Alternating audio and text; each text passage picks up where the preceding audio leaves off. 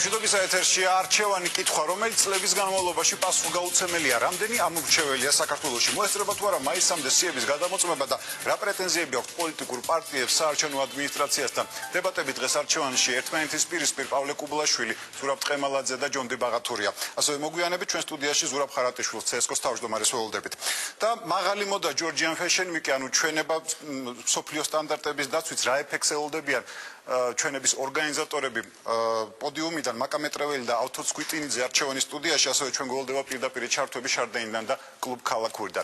და დავიწყოთ პოლიტიკით. მას ასე დღეს არჩევანის სტუმრები არიან პავლე კუბლაშვილი, ზურაბ ტყემალაძე და ჯონ დებაღათურია. საღამომშვიდობისა ბატონებო. საღამომშვიდობისა ბატონებო.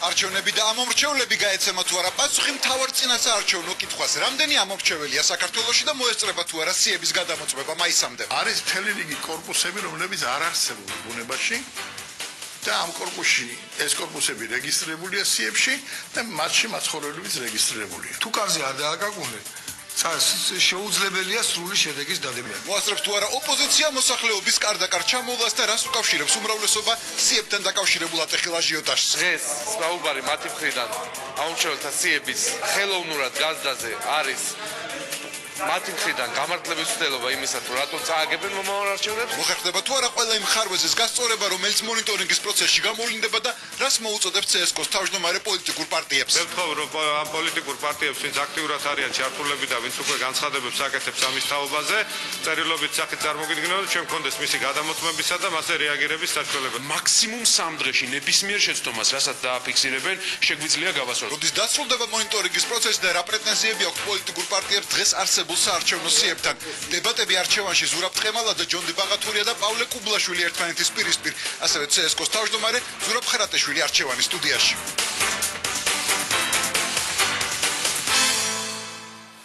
ბატონებო, კიდევ ერთხელ მოგესალმებით, საღამომშვიდობისა, გმადლობთ რომ მობრძანდით დღეს სტუდიაში. ბატონო ზურაბ, დავიწყოთ თქვენგან. ბატონო ზურაბ, ამ ეტაპზე თქვენი პარტიის მხრიდან რა ეტაპზეა სიების გადამოწმების პროცესი და როგორ ახდენს რეაგირებას საერთოდ იმაზე, რაც თქვენ დარღვევები აღმოაჩინეთ CSKO? მოგესალმებით, დიდი მადლობა მოწვევისათვის.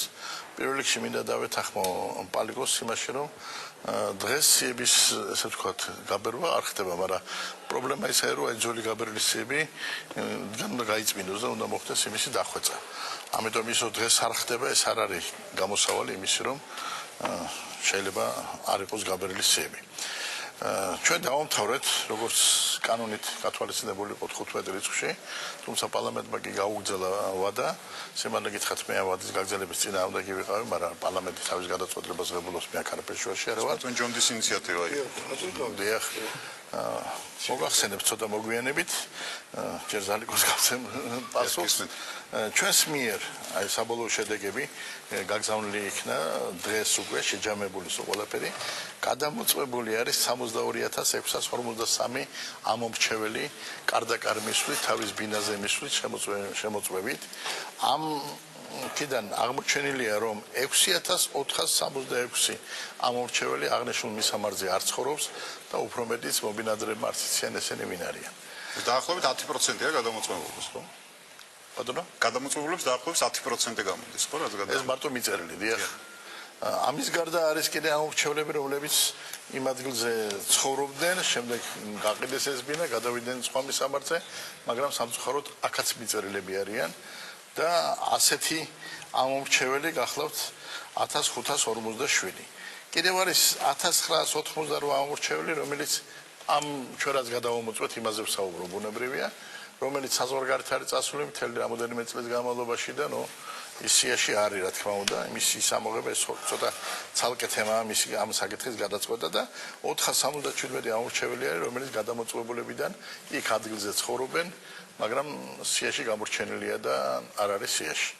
ჩვენ ამის თაობაზე 40-მდე წერილი გავაგზავნეთ ცენტრალურ საარჩევნო კომისიაში, მთელი ამ 10 დღის განმავლობაში პერმანენტულად როგორც კი ვამოწმებდით და აღმოაჩენით რაიმე უზუსტობას, ხალხს უსვამს უზუსტობას და არა დაუშვათ რაღაც დანაშაულს, იმიტომ რომ უნდა სხვა შეფასებით შედეგი არ ამე უზუსტობას ვაგზავნით. თუ იყო კონკრეტული რეაგირება, დაუშვათ ამ თქვენ თვენახევარი ბუნებრივია მივიღებთ ალბათ პასუხს. კონკრეტული რო გითხრათ რამე ესეთი შინაარსობრივი პასუხი ჯერ არ მე მახსოვს რეესტრის ხელმძღვანელის განცხადება, რომელმაც თქვა, რომ 3 დღეში გამოვასწორებ მე ნებისმიერ უზუსტობას.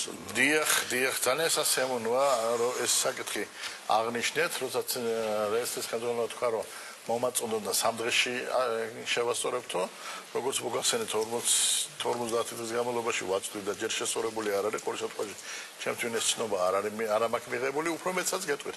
მე ერთ-ერთი წერილი ცენტრალური საარჩევნო კომისიიდან მივიღე, სადაც პირდაპირ მიწერენ კანონისგან გამომდინარე, რომ ამის გასწორების საშუალება კანონით არ აქვთ. მე შემიძლია ეს წელი ასლი წაგიკითხოთ. კონკრეტულად რა შემთხვევებზე არის ეს საინტერესო შემთხვევები ისაა რომ თუ დაუშვათ მიწერილია ერთ ბინაში ცოტა უტრუებულ მაგალითს მოვიყვანო 28 ადამიანი 30 ადამიანი 40 ადამიანი ჩვენ იმისი ამოღების უფლება არ გვაქვს ან თუ გინდათ 2 ადამიანი იყოს მიწერილი რომელიმე ბინაზე მისი ამოღების უფლება არ გვაქვს თუ არ იქნება რაიმე განცხადება იმასთან დაკავშირებით მობილადრის რომ თუ არ მოგუმართავენ და ასე შემდეგ რომც მოგმართონ მე წავიკითხავ იმ წელს თუ გაინტერესებს რაც მომცეს პასუხი როც მოგმართონ ამის ამოღების საკითხი ცოტა რთულია იმიტომ რომ კანონის მიხედვით ეს არის ესე ვთქვათ საპასპორტო რეჟიმის დარღვევა თუ არ ვცდები ეგრე ქვია და ამაზე მხოლოდ 5 ლარიანი ჯარიმაა და მაგაზე პასუხს ვერავინ ვერ აგებს და ვერ ამოვიღებ ცილი. მაშინ რაში გამხეხატება CSKO-ს რეაგირება? მაშინ დიახ მე ბოდიშვილი დავამთავრებ, მაშინ მე სწორედ ეს საკითხი დავშვიდე ერთ-ერთ ბრიფინგზე აღარ შეგიძლიათ. მაშინ ხომ არ არის ფუჭად გადაყრილი ეს თანხები, იმიტომ რომ თუ ჩვენ ვერ ჩავასწორებთ, თუ ეს დამტკიცდა რომ არასწორად არიან ისინი რეგისტრირებული იმ ადგილზე და იმ სიიდან ვერ ამოვიღებთ, მაშინ რასაჭირო იყო კარგად გადაბოწყვება. ბატონო პავლე, თქვენ ეთანხმებით ბატონ ზურაბის მოსაზრებას, რომ ეს სიები არის საკმაოდ უზუსტო, რაც დღეს აქვს ცენტრალურ საარჩევნო კომისიას. არა, ვერ ვეთანხმები ბატონ ზურაბს, მარტო იმისათვის გამო ჩვენ ზუსტად იგივე პროცესს ვახორციელებთ, ჩვენ ვახორციელებთ სიების მონიტორინგს და უზუსტობები მართლაც არის სიებში თვითონ შედგენის ფორმასთან დაკავშირებით, ზოგან გამორჩენილია რაღაც მონაცემი, ზოგან შეიძლება მეტი იყოს. არის გაუგებრობები სარგებლო შემთხვევაში რამოდენიმე ქუჩასთან მიმართებაში, რომელიც შეიძლება ბევრი იყოს, ასე ვთქვათ, ერთი და იგივე სახელწოდების ქუჩა, მაგალითად ჭიჭინაძის ქუჩა არის 3 თბილისში.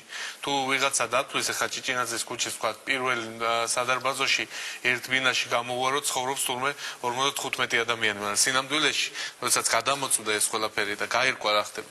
რეალურად გამოდის რომ 3 ქუჩის მონაცემები არის აქ დაჯავებული და ერთ შემთხვევაში არის რომ ერთი და იგივე ოლქის შემთხვევაში, ანუ ერთი და იგივე ოლქში, ამიტომ ცოტა რთულია ამის გარკვევა. თუ ვიღაცა უბრალოდ ძებნის რეჟიმში დაიწყებს ამის გარკვევას, შეიძლება ერთი შეხედვით მოეჩვენოს რომ ესეც ხარვეზია თავისთავად. ამის გამოსწორებას უნდა შევძლოთ. ჩვენი მიზანი დღეს არის რომ რაც შეიძლება მეტი ჩართულობა იყოს სიების გადამოწმების პროცესში, რაც შეიძლება მეტი ადამიანი იყოს დაინტერესებული იმაში რომ ჩვენ ყველამ ერთად დავაზუსტოთ ამორჩეველთა სიები. მე ვარაუდობ რომ ამორჩეველთა სიებთან დაკავშირებით ის ხარვეზები, რაზეც შეიძლება ვისაუბროთ, არ ცილდება 1.9%. აქედან გამომდინარე არსებითი ასე ვთქვათ რაღაც ხარვეზები შეიძლება არ გქონდეს, მაგრამ ეს პროცენტიც კი 1.9%-იც კი თუ შეგვიძლია, უნდა დავაზუსტოთ. დღეს მინიმუმამდეა დაყვანილი და ფაქტიურად არ არის დუბლირებები სამორჩეველთა სიებში. ჩვენ გადავამოწმეთ და ვთქვათ, თაწმინდის ოლქში სულ აღმოჩნდა, რომ 2 ადამიანი არის, ვინც სხვადასხვა ადგილას იყო რეგისტრირებული. ოლქის სიდიდის მიხედვით მიხვდებით, რომ ეს ვერანაირ გავლენას არსებით სიებთან დაკავშირებით ვერ მოახდინა. ამიტომ ამ ტიპის ხარვეზები რა თქმა უნდა რჩება, მაგრამ ეს არის ის, რაც პარტიების ძალისხმევით ცენტრალურ საარჩევნო კომისიასთან ერთად, სამოქალაქო რეესტრთან ერთად უნდა გავასწოროთ. უნებრივია ჩვენი მიზანი არის, რაც შეიძლება მეტი ჩართულობა იყოს ამ პროცესში. ჩვენი მიზანია, რომ ყველა ამორჩეველი, თითოეული ამორჩეველი, რომელიც მივა საარჩევნო უბანზე, იყოს უფლებამოსილი, რომ მიცეს ხმა და მე ამაში მინდა დავარწმუნო ყველა. თუ ვინც მივა საარჩევნო უბანზე თავისი რეგისტრაციის ადგილის მიხედვით, ყველას ექნება ხმის მიცემის უფლება. ეს არის ძალიან მნიშვნელოვანი და ეს არის თავარი გარანტია. ბატონ ჯონგი, თქვენ როგორ აფასებთ დღევანდელ ვითარებას? რამდენად რეალურია აი ამ ვადაში, რა ვადაში უნდა დასრულდეს სიებზე მუშაობა, რომ მართლაც ჩამოყალიბდეს ისეთი სია საარჩევნო, რომელიც ყველა პოლიტიკური სუბიექტისთვის მისაღები იქნება, თუნდაც იმ სუბიექტებისთვის, რომლებიც არჩევნებში იღებთ მონაწილეობას.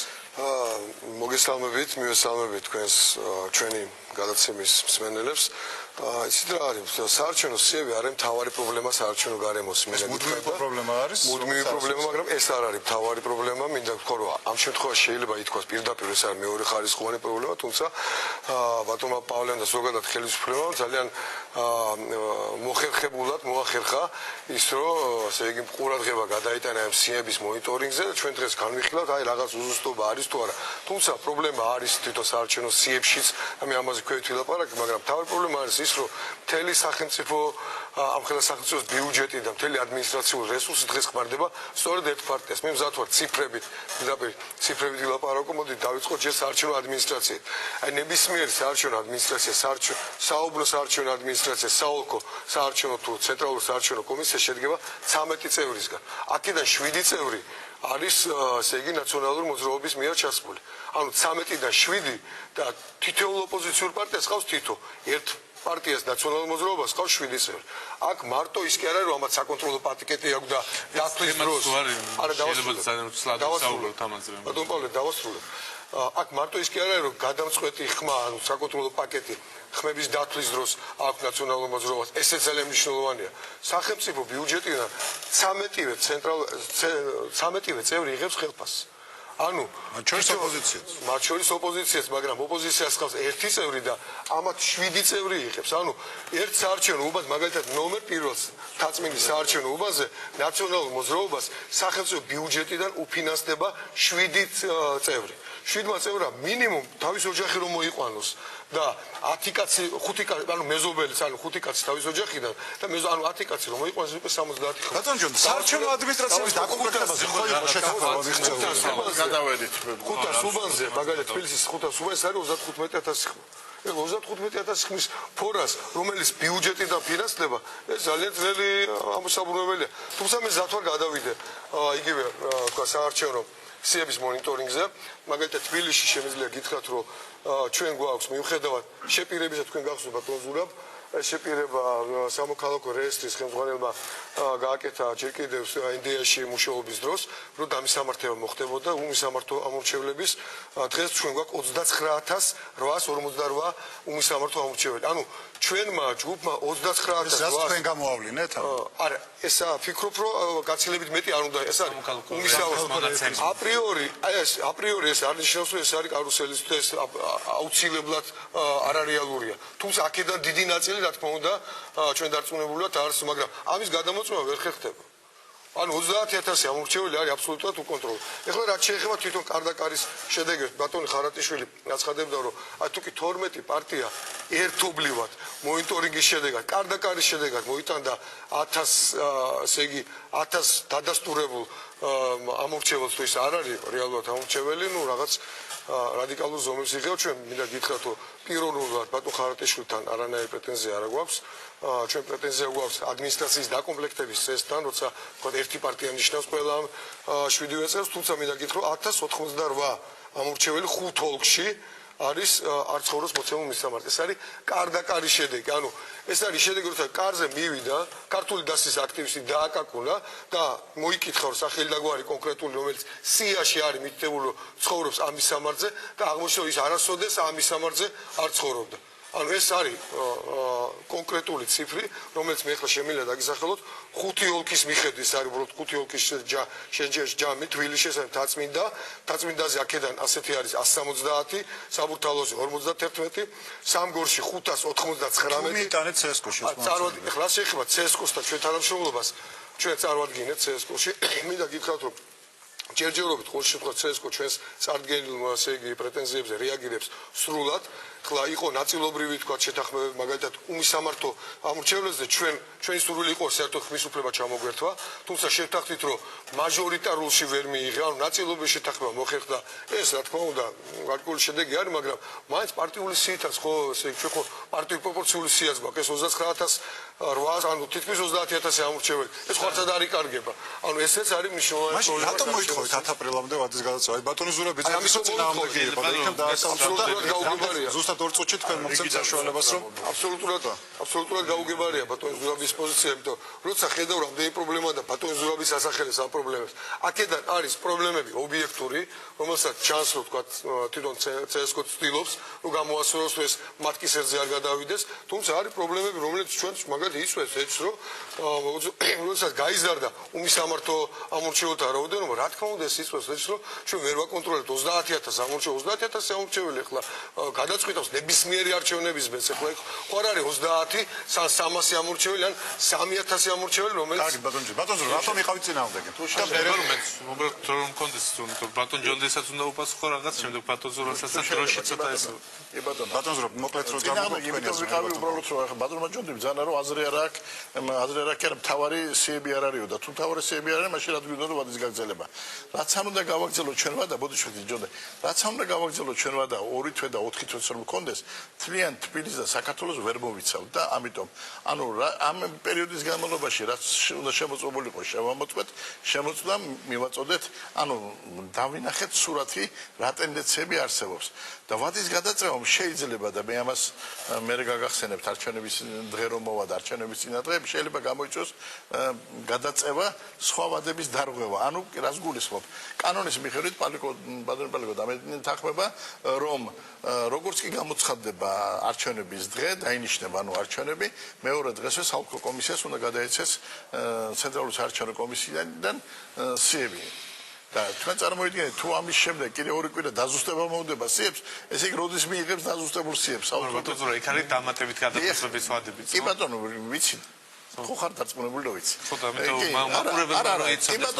და რაც მეტი დასაზუსტებელი ექნება და მასალებს მეც გადასცემ, ბუნებრივია ვადა გადაიწევს და შეიძლება მოხდეს ისე რომ იმ დღეს ანუ 2 დღით ადრე ან წინა დღეს სია არ იყოს უბანზე გამოკრული და მოხდეს ისეთი მდგომარეობა როგორც 2003 წელს ჰქონდა რომ დილას ხდებოდა სიების გაკვრა. და თუ შეიძლება ბოდიში ხთიზალიკო მე რომ ჰაერზე არ გამომივიდეს სიტყვები და მე წაგიკითხავ არა წაგიკითხავ ბოდიში პრობლემა პარიტეტი დაიღო ეხლა რასაც ბოდიში მე წაგიკითხავ ცენტრალური საარჩევნო კომისიის თავმჯდომარის წერილს რომელიც აბსოლუტურად ვეთანხმები მას პირადად მაგრამ იგი ეყრდნობა სამოქალაქო რეესტრის მონაცემებს და მის პასუხს აი რას გვწერენ ჩემო ბატონო მოქალაქე ვალდებულია საცხოვრებელი ადგილის 6 თვეზე მეტი ვადით შეცვლისას 6 თვის გასვლის არაუგვიანეს 10 დღისა რეგისტრაცია გაიაროს ახალ საცხოვრებელ ადგილას მიუხედავად იმისა რომ საქართველოს მოქალაქეები მასობრივად არღვევენ კანონის ამ მოთხოვნას CSGO-ს არ აქვს უფლება ამოიღოს ისინი სიიდან და შესაბამისად შეზღუდოს მათი კონსტიტუციური უფლება მაშინ რატომ მოწოფით ხარით ბოდი რამოდენიმე საკითხთან დაკავშირებით დაგროვდა ეს საკითხები და შეიძლება დაუსვა ზურაბ ხარატიშვილს ჩვენ გადაცემის შემდეგი სტუმარი არის და ბატონო პავლე აი თუნდაც დავიწყოთ 30,000 დავიწყოთ და მე მინდა რომ ამორჩევით რომელიც რეგისტრირებული არის მე მინდა რომ ამ შემთხვევაში უკვე სამივეს გიპასუხოთ თუნდაც თქვენს ბატონ ჯონის ბატონ ზურას თქვენ გადავწყვეტ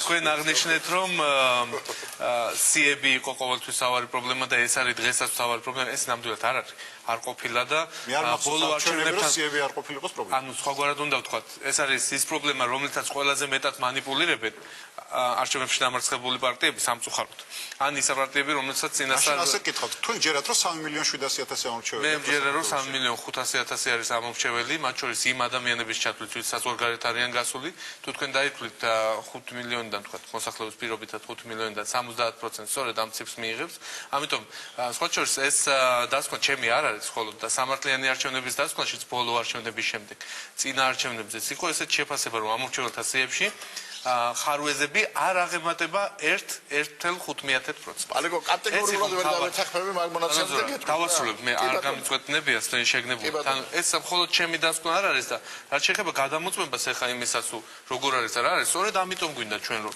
ყველა პარტია იყოს ამაში ჩართული. ბატონ ჯორჯის აქვს საშუალება რომ გადაამოწმოს თავისი თქვათ პარტიის რესურსებით ის ნაწილი რაც არის ბატონი ზურაბი თავის პარტიით მონაწილეობს ყველა სხვა პარტიები არიან ამაში ჩართული 12 პარტიაზე განაწილდა 1.200.000 ლარი რომელიც გამოყოფილი იყო ამ შემთხვევაში ბიუჯეტიდან ბატონ ჯონდის აქ მინდა შევახსენო რომ ყველა პარტიამ თანაბრად მიიღო თითოეულმა ამ შემთხვევაში 100.000 ლარი მიიღო და შესაბამისად ყველას აქვს თანაბრად შესაძლებლობა ამ ნაწილში გადამოწმების ამიტომ იგივე უმისამართოებთან დაკავშირებით აქაც მინდა ბატონ ჯონდის უპასუხო მანაც აღნიშნა მაგრამ კიდე ერთხელ მინდა ტელემაყურებლისთვის რომ ხაზი გაუსვა. ბატონ ჯონი, თქვენ იცით რომ სპეციალურად ჩანაწერი გავაკეთეთ კანონში, რომ უმისამართ კი და სწორედ იმიტომ რომ ჩვენ ამ პროცესში მართლა გვაინტერესებს რომ ყველა ეს შესაძლო ხარვეზი წინასწარ იყოს გამორიცხული, ამიტომ კანონში სრულიად შევიტანეთ რომ უმისამართოებს არ ქონდეთ მაჟორიტარულ არჩევნებში მონაწილეობის უფლება. ესეც მე ვფიქრობ რომ ნიშნულოვანი რამეჯი. არა, მე არ ვამბობ იმიტომ რომ რაღაცა უნდა დაგვიკარგოთ ან არ დაგვიკარგოთ. მე ვამბობ რა გააკეთეთ რა უნდა გავაკეთოთ ახლა. ჩვენ გვაქვს ამ შემთხვევაში საერთო ინტერესი რომ ამ მრჩეველთა სიებთან დაკავშირებით თუ რამე ხარვეზე არსებობს ერთად გამოვასწოროთ. იგივე ვთქვათ ვადებთან დაკავშირებით რაც ბატონმა ზურაბმა არ ვიცი ალბათ სესკოს თავმჯდომარე მოვა და ისიც ამაზე გასცემს პასუხს მაგრამ მე შემიძლია ვთქვა რომ ეს ცვლილება რაც ჩვენ გავაკეთეთ 10 დღით გადავწიეთ კიდე დამატებით 10 აპრილამდე სიების დაზუსტებისთვის პარტიებისთვის მიცემული ვადა. ეს არ გამოიწვევს არანაირი საარჩევნო სიების დარღვევას, საარჩევნო ვადების დარღვევას. შესაბამისად, ამის გარანტიას ჩვენ გაძლევთ იქიდან გამომდინარე, რომ პარლამენტში ამაზე მსჯელობისას ყველა ვადა ვნახეთ დეტალურად. ამიტომ საინტერესო და რაც თავარია, ბატონი ზურაბის მე ვფიქრობ, რომ ერთ-ერთი მთავარი უზუსტობა დღევანდელ გადაცემაში ეს არის შედარება 2003 წელთან. 2003 წელს ზუსტად ეს იყო პრობლემა, რომ ამ მრჩევლები მასიურად მიდიოდნენ უბნებზე და ვერ პოულობდნენ თავიანთ თავს ამ მრჩეველთა სიებში. მიუხედავად იმისა, რომ რეგისტრაციის მოწმობაც ჰქონდათ, შესაბამისად რეგისტრირებულებიც იყვნენ ადრე და ასე შემდეგ. ესეთი შემთხვევა აღარ განმეორებულა 2003 წლის შემდეგ, ბატონო ზურაბ, თქვენც იცით. ესეთ რაღაცები არ იქნება ამ არჩევნებზეც, გარწმუნებთ, რომ მინიმალურიც არ იქნება ესეთი დარღვევები, ყველას ვინც მივა თავისი რეგისტრაციის ადგილის მიხედვით ამ მრჩეველთა უბანზე ექნება ხმის მიცემის უფლება. მე არ მითქვია რომ ამას ექნება ადგილი, მე ვთქვი რომ შეიძლება ამან გამოიწვიოს გაურკვევლობა გამოკვასთან დაკავშირებით. ამას ვამბობ ზუსტად რომ ჩვენ წინა არჩევნებზეც ესეთი რაღაცები არ ქონია რომ ვინმე მისულიყოს და ერეპოვოს თავისი რეგისტრაციის ადგილის მიხედვით თავის სიაში თქვენს ამას ალბათ დამიდასტურებთ შესაბამისად ამ ნაწილში ხარვეზები ყველაზე ნაკლები. ეს არის ის გარემო ეს რაღაცას საბოლოოდ მოხდეს შეთანხმება საარჩევნო ერთ რაღაცას გეტყვით რა ვერ მოხდება ალბათ სამწუხაროდ და გეტყვით ადომას რაც შეეხება პროცენტი გამოიყვანა ბატონ ბაულემ სამართლიანი არჩევნების მიერ მოცემული რომ 1%-მდე არის ცნობილებაო ამ მანიპულირებას კატეგორიულად ვერ დავეთანხმებ ბატონ ბაულე და გეტყვით ადო სამართლიანი არჩევნების ამ დაწესებას ვერ დავეთანხმებ იმიტომ რომ მან გადაამოწვა 8000 ამორჩეველი იქიდან გამოიყვანა 1%-ია სხვაობაო ბოდიშვილი პროცენტი უნდა გამოიყვანოთ იმ რაოდენობიდან რა რაოდენობაც გადამოწდა მე გითხარით გადავამოწმე 62643 და უზუსტობა არის მთლიანად ყველა სახის უზუსტობა არის 10812 ანუ 16%-ია და მარტო მიწებილობის მე მგონი ის პრობლემა არ არის თქვენ შემთხვევაში შეიძლება იყოს გარკვეული ხარვეზი ვთქვათ რაც მე აღნიშნე რომ რამოდენიმე ქუჩა არის ვთქვათ ჭიჭინაძის და ვიღაც ამბობს რომ აქ ადგილას კორპუსები რომ არ არსებობს ის ხო ამაზე აუცილებლად უნდა ვთქვა რა ამაზე უნდა გაგაცნობა კორპუსის უნდა ვთქვა თემა რა ძალიან კორპუსები არ არსებობს არის დიდი მონაცემები, მაგრამ კარდაკარ ვიარეთ და აღმოაჩინეთ ბევრი კორპუსი, რომელიც არ არსებობს. მე ამას ასაც ვსაუბრობ. არ გეგონოთ რომ მარტო მე ვსაუბრობ. მე აქ ამ ქალაქ ცნობის ოფიციალური ბეჭდ დარტყმული ცნობები, სადაც არის რომ ესეც კორპუსები არ არსებობს. თუ შეიძლება ვიტყვი. კი, აუცილებლად. ისეთ რა, ერთი დღის განმავლობაში მე რო ეს განვაცხადე იმ 18 კორპუსთან დაკავშირებით, ერთი დღის განმავლობაში სააგენტოს ხელმძღვანელი იძახდა რომ მე წავალ და ვანახებ ბატონ ტყემალაძეს. არა, ვერაფერი ვერ მაჩვენეს ბატონო ჩემო. ვერაფერი ვერ მაჩვენეს. და მისამართი რომელიც რეგისტრირებულია დღევანდელ დღეს, მე ახლა მაქვს თავრობის დადგენილება, რომელსაც 12 წლის წინ ის მისამართი აღარ არსებობს. არ არსებობს ეს შეიძლება ეხლა უპასუხო. არა, მე ჯერ ცნობას განახებთ. თავრობის დადგენილება. ცნობა ვიცი, იცით თავრობიდან დღეს ის მისამართი არ ეხლა მე მინდა თქვა რაზე საუბრობს ბატონო არა ბატონო პავლე ბოდიშვილი დღეს რომ ის კვარტალი არ არსებობს საზოგადოება საინტერესო მეგონი რომ ბოლომდე მივიდეთ თქვენ საკითხი ჩვენი გადაცემაც სუსტად გადავიდა იმაზე აი იმ კვარტალში 5 კაცი ძალიან და ეს უნდა ვთქვათ რა მნიშვნელოვანი უფრო წონად პრობლემაზე ჩვენ ახლაც არ განვიხილავთ ბატონო ზალიკო რეალურად რაშია საქმე ესე იგი იყო ვარკეთილის მესამე მიკრორაიონი რომელსაც შემდეგ გადაერქვა სახელი და გახდა ვაზისუბნის მესამე მიკრორაიონი მაგრამ ეს არ შეცვლილა სამოქალაქო რეესტრის მონაცემებში ამიტომ ბატონო ზურაბი არ შეცვლილა ბატონო ზურაბი ახალი კორპუსი კი არ არის სადმე უბრალოდ ერთგან ქვია ამას ვარკეთილის მეორეგან ქვია ვაზისუბნის ხო მაგრამ სიაში ერთი და იგივე სიაში რაოდენობა არ არის გაზრდილი არა როგორ გასაგებია მე მოგიტანთ ეს ხარვეზე უკვე გამოსწორებულია მინდა როგორ არის გამოსწორებული მერიამ დაუბრუნა ძველი სახელი ვარკეთილის მესამე მიკრორაიონს აქედან გამომდინარე არანაირი დაკარგული კორპუსები არ არსებობს ბატონო ძალიან კარგი არა ბოდიშვილი ამით მანიპულირება ეხლა არ არსებობდა ვარკეთილში ესეთი კორპუსი არ არსებობდა როგორ გიგადება არ არსებობდა ჩვენ არ აქვს ბევრი დრაჩენი ამიტომ ბატონო ჯონდი თქვენ ზანეთ რომ სიები არ არის ამ შემთხვევაში ის ნომერი პირველი პრობლემა რომელიც საარჩევნოდ დგას ქვეყანაში თქვენ რას თulis თავარ პრობლემად დღეს თავარი პრობლემა არის ის რომ მთელი სახელმწიფო მანქანა დღეს მუშაობს ერთი პარტიის გამარჯვებაზე და მათ შორის ხდება ადმინისტრაციული რესურსების გამოყენება. და ადმინისტრაციული რესურსების გამოყენება ეს რაღაც ესეთი ჰაერი და მოტანილი ფრაზა არ არის. დღეს მე ვთქვი ერთი პირველი საარჩევნო ადმინისტრაცია ეს არის როგორ გითხრათ თურქი ეს არის არჩევნებს დავარქვი პირობითად ასპარეზობას საჯი არის საარჩევნო ადმინისტრაცია და ერთ-ერთი გუნდის მწვრთნელობა მაგალითად ნაციონალური მოძრაობის პარტიის თავმჯდომარემ დანიშნა 13 კაციანი ადმინისტრაციიდან არა მარტო ცენტრალური საარჩევნო კომისიის, არამედ საუბნო საარჩევნო და საოლქო საარჩევნო კომისიის 7 წევრი, 13-დან 7 წევრი. და თავმჯდომარე ეს გასაგებია. ეხლა გავაგზავნე ერთი ჯოზე ამაზე თქვენ ძალიან ბევრი კონსულტაციები გქონდათ არ ნერვიულობ აბსოლუტურად უბრალოდ ბატონ ჯონდი ადასტურებს რომ სიებთან დაკავშირებით ხარვეზები არ არის. ამიტომ სხვა თემებზე ვისაუბროთ. მე მზად ვარ ჯერ შევთანხმდეთ რომ სიებზე ხარვეზები 1% და ამის შემდეგ ვისაუბროთ სხვა თემებზე. საჩეხა ადმინისტრაციულ რესურსს ეს თქმის ყოველი ოპოზიციონერი ვინც მე ყოლია ყოველ სტუდიაში ყველა იძახის რომ ხელისუფლება ასობრივად იყენებს ადმინისტრაციულ რესურსებს არჩევნების ჩვენი გუნდის წევრები მზადავართ ნებისმიერ დროს ამ თემაზეც ადმინისტრაციულ რესურსებს ვისაუბროთ მაგრამ სამწუხაროდ აქაც ხდება უბრალოდ საუბარი იმაზე რომ ვიღაცა იყენებს რაღაც ჰიპოთეტურ ადმინისტრაციულ რესურსს კონკრეტული ფაქტები კონკრეტული პრობლემები არსად არ დასმულია თუ იქნება დასმული მე არ მგონია უბრალოდ ამ დროის მონაკვეთში ჩავეთ ჩვენ ზადავართ რომ ამ თემაზე ვისაუბროთ მაგრამ ბატონ ჯონდის დღევანდელი საუბარი რომ თავარი ადმინისტრაციული რესურსია და არ ამორჩეველთა სიები ადასტურებს იმასაც რომ ამორჩეველთა სიებში პრობლემები ნაკლები ყოფილა ხო მე მგონი ახლა ამაზე ვეღარ ვიდავებთ ხო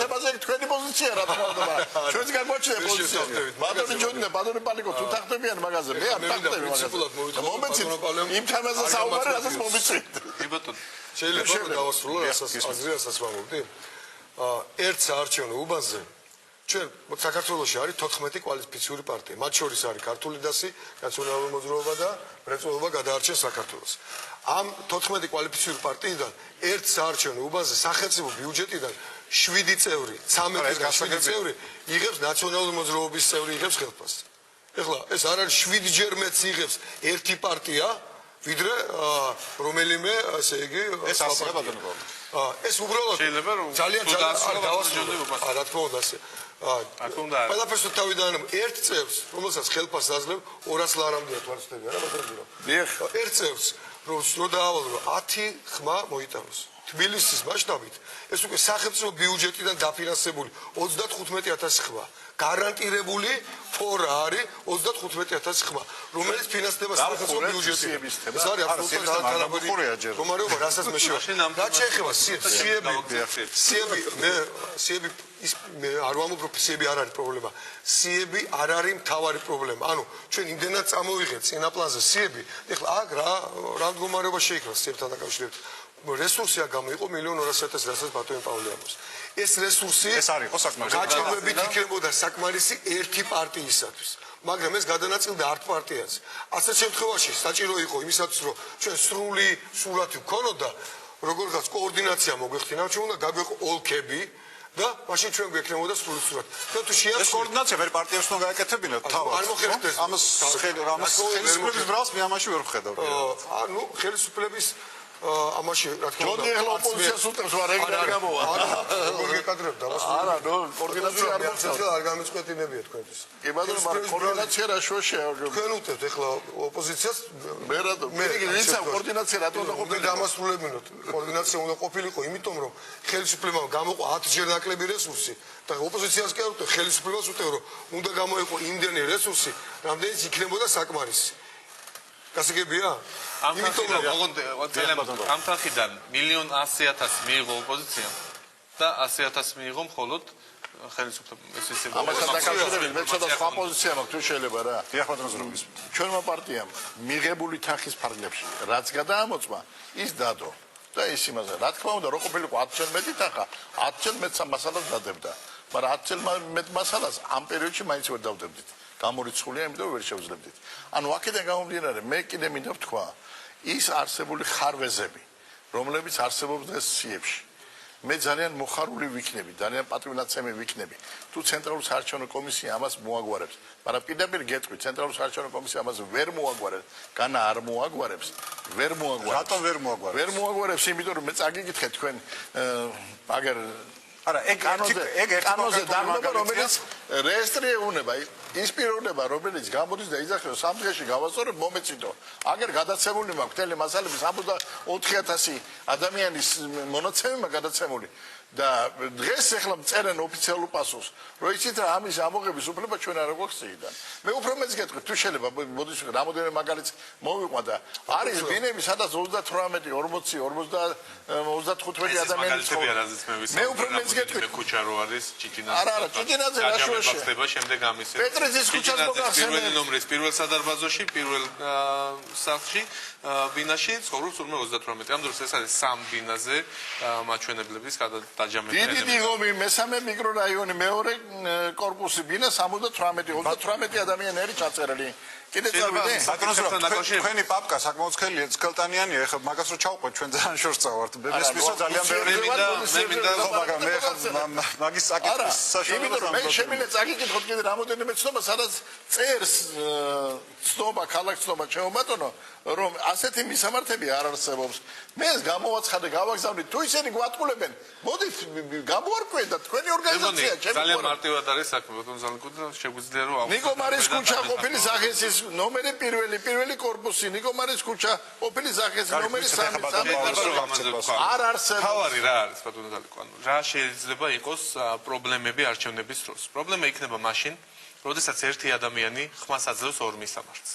პრობლემა იქნება მაშინ, არ არის, ხო ეს? გამეორება მაგას დაგიწყებს. პრობლემა იქნება მაშინ, როდესაც ამორჩეველი მიდის თავის რეგისტრაციის ადგილის მიხედვით და ვერ აძლევს ხმას. ბატონო ზურა, ესეთიც არ იყო, ხო, წინა არჩევნებში. ეს ორი შემთხვევა არ იყო. სხვა რა უნდა იყოს ისეთი ხარვეზი, რამაც შეიძლება არჩევნების შედეგზე გავლენა იქონიოს. ამაზე კიდე ერთხელ, კი ბატონო, ერთად ვნახოთ. ჭიჭინაძის ქუჩა, სადაც არის პრობლემა, აქ არის ზუსტად ეგ რომ დავალაგოთ და ვთქვათ, რომ ყველას მიუწეროთ წინ შესაბამისი ასე ვთქვათ ალფაბეტის პირველი ასე რაც არის. მე ცოტა ირონიით ვთქვი ჭიჭინაძის ქუჩა, იმიტომ რომ ჩვენი დღევანდელი პოლემიკა გადავიდა ამაზე, მთავარი პრობლემა ქვეყანაში არის ჭიჭინაძის ქუჩა, რომ 3-ია. თავარი პრობლემა არის ბატონმა ზურაბმა საუბარი. და არ ლაპარაკობთ იმ პრობლემას, რომელიც რეალურად არსებობს, ამას ვამბობ. ამიტომ დაკავშირებით მოვედით და ამიტომ საუბრობ ამ თემაზე, ბატონო ჯონი, კიდე ერთხელ ზოგადად გარემოს რა თქვენ გაინტერესებთ გარემოსთან დაკავშირებით და ადმინისტრაციული დაკავშირებით. სიებში არის პრობლემები, მე მინდა გიხსნათ, სხვათაშორის მინდა ერთი მინიმალური პრობლემები. ეს სასარგებლოდ ვამბობ, ხო თუ დამასწრე. მკვდარი სულები, პირდაპირი გაგებით მკვდარი სულები, ანუ ადამიანი, რომელიც გარდაიცვალა და არის დარჩენილი საარჩევნო სიებში, ჩვენი კარდაკარი შედეგებით არის მნიშვნელოვნად შემცირებული. ყოველ შემთხვევაში ვერ აღმოაჩინეს ამ 5 ოლქში 45 ანუ რომელიც გარდაიცვალა და არის დარჩენილი. ანუ სულ 45 არის, ეს არის ძალიან მცირე რაოდენობა. ესეთი ამ თვალსაზრისით, მაგრამ ადამიანი, რომელიც არ არის გარდაცვალებული, მაგრამ არ ცხოვრობს, რეალურად არის ადამიანი, მაგრამ სხვა მისამართზეა ჩაწერილი და უმისამართო ამორჩეველია და 30,000-ია, ეს პრობლემა არსებობს. ანუ ხელისუფლებამ მკვდარი სულებისგან ანუ გარდაცვალებული ადამიანებისგან სია მნიშვნელოვნად გაწმინდა. რა თქმა უნდა ესეც არის ჩარჩენილი და სადღაც ალბათ ჩარჩათ უბრალოდ ვერ მოახდენეს სრული მენეჯმენტი და ჩარჩა და ისინი ცდილობდნენ რომ ამისგან ეს სიები გაეწმინდათ. და გადაიტანეს ყურადღება მთლიანად აი ამ ნაწილში. ახლა ჩვენ აინახეთ მთელი გადაცემა ლაპარაკობთ, თუმე ორი კორპუსი ყოფილა ჭიჭინას ქუჩაზე და ძალიან კარგად მიუშვა ბატონმა პავლემ სიტუმერა განმარტა რომ შეიცვალა მართლაც ესია. მერიამ შეცვალა. აბა რაზე ვისაუბრებთ? კარგით, მაშინ ბატონო ჩვენ ახლა ნელა უნდა შევათეს სიებზე სხვა. ბოლოსკენ უნდა გავიდეთ, ამიტომ მე მინდა ერთი კითხვა დაგისვათ. 30000 ამორჩეველი. როცა მე ვერ ვაკონტროლებ 30000 ამორჩეველი. გასაგებია. გასაგებია ბატონო ერთი წუთით. ყველა იმისაც დააკონტროლოთ ყველა ოლქში მისამართი არ უწევია ყველა ოლქში იქნება ერთი უბანი იქნება უმისამართი მომხმარებელი გასაგებია. ამიტომ სხვაგან უმისამართი ადმინისტრაციული ლაპარაკს ახლა ორხმაში სიმღერა ხო არა გასაგებია. ბატონო ბოლოსკენ უნდა გავიდეთ უკვე მე ერთ კითხვას დაგისვათ. საარჩევნო სიების გარდა. ბატონო ჯონდი, თქვენ ახსენეთ აი ეს ადმინისტრაციული რესურსი, რაც პრობლემას გიქვთ. რა არის ის მთავარი პრობლემები, რაც თქვენ დღეს თვლით, რომ შესაძლოა არჩევნების სამართლიანობაში ეჭვი შეიტანოს? ძალიან მოკლედ რომ ჩამოთვალოთ, იმიტომ რომ მე მინდა სამივეს მიურებ სახელმწიფოს ბიუჯეტი. ეს ის სახელმწიფოა, სადაც 90 ლარი აქვს პენსიონერს პენსია. ანუ საარსებო მინიმუმის ნახევარი აქვს პენსიონერს პენსია, ხმარდება დღეს ერთი პარტიის საარჩევნო კამპანიის დაფინანსებას. გადავიდეთ საარჩევნო ადმინისტრაციას ძალიან კარგად გაგიმართეთ, ანუ თითო უბანზე არა ეს გასაგებია, თქვენ ორჯერ გამარტეთ უკვე ეს საკითხი. ახლა გადავიდეთ საბიუჯეტო სახსრებზე. არა, ამდენს ვერ მოვიდეთ. ბატონო ზურაბ, თქვენთვის რა არის 540 ბიუჯეტში მაგალითად 540 მილიონი მაქვს დათვლილი და მე წარმოვადგინე არაერთხელ, რომელიც მოხმარდება საარჩევნო კამპანიას. რომელიც მოხმარდება საზოგადოებას. ერთი წუთით საარჩევნო კამპანიას. წელს ტრანსფერები გაიზარდა, მარტო ტრანსფერი ადგილობრივი ბიუჯეტებისთვის, ანუ გამგებლებისთვის ტრანსფერები გაიზარდა 340 მილიონი. არ უნდა ყოფილიყო. ეს რას ნიშნავს? საარჩევნო პერიოდს ადგილობრივი თვითმმართველობის არჩევნებს ვატარებს 340 მილიონით მოიმატა გამგებლების დაფინანსება. ეს ის ხარჯებია, რომელიც გამგებლებმა უნდა გამოიყენოს იმისათვის, რომ მოდი რბილად თქვათ, მაქსიმალურად რბილი შეფასება გავაკეთოთ, რომ უკეთესად პოზიციონირებდეს ამორჩეველი წინაშე. და პოპულარულ სახალხო ენაზე ეს რას ნიშნავს, იცი? უნდა გათხაროს მიწა, მივიდეს, მოისყიდოს ამორჩეველი ბენზინი ჩააცხადოს, ანუ საბიუჯეტო სახსრებით დადოს უკეთესი შედეგი ნაცმოძრაობისთვის. და შეიძლება სხვადასხვა მე ვეუბნებოდი, თუ კი უმართად არ მიუდგებოდი, თავაზობდი სხვადასხვა ბატონ პავლესას და ხშირად გქონდა ამაზე პოლემიკა, რომ მოდი ეს რესურსი მიმართოთ პენსიების გაზრდაზე და თქვენ თუ კი გნებავთ რომ უკეთესად გამოიყურებოდეთ, მოდი ამ მიმართულებით დახარჯეთ ეს სახსრები. არა, მაგრამ თქვენ რო გამიმართოთ ახლა სიებთან ერთად, რაში ხედავთ პრობლემას დღეს წინა საარჩევნო გარემოში? იცით რა შესაძლოა? მე მინდა გითხრათ, კანონით დაიხვეწა ბუნებრივია, რომც არ დახვეწილიყო, არც ერთი კანონი ბუნებრივია არ აძლევს არავის იმის უფლებას, არც ერთ კანონში არ წერია, რომ რაიმე პროცესის დარღვევა ნებადართულია და შეიძლება მოხდეს გაყალბება ან რაღაც ასე შემდეგ რომელიმე არჩევნების დროს. აქედან გამომდინარე, იმაზე საუბარი, რომ აუცილებლად გაყალბდება არჩევნები, ეს მოვა დრო და ვნახავ და მე უნდა ვთქვა, გაყალბდება თუ არ გაყალბდება არჩევნები, ხო სწორია რა?